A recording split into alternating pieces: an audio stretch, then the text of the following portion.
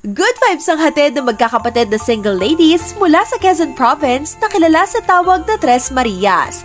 Yan ay sina Maria Lourdes, Maria Amelin at Maria Elena Mangubat. Sa 8 magkakapatid, 2 sa kanila ay PWD. Si Ate Amelin ay may mental disability, habang si Ate Elena naman ay deaf at mute. Dahil dito, kinupkup sila ng kanilang nakakatandang kapatid na si Ate Lourdes. Kaya kahit tila happy-go-lucky lang ang Tres Marias, hindi naging madali ang kanilang pinagdaanan sa buhay.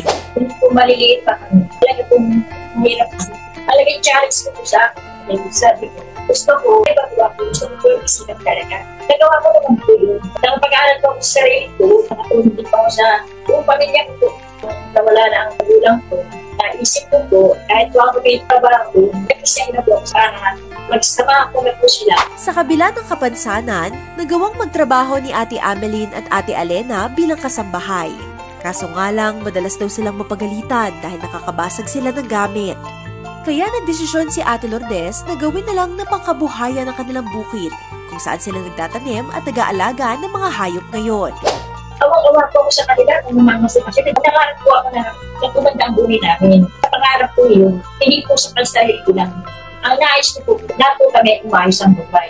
Ngayong retired at single na, instead na ready to mingle, naging libangan ng Tres Marias ang paggawa ng content sa tulong ng kanilang pamangkin na si Raylen.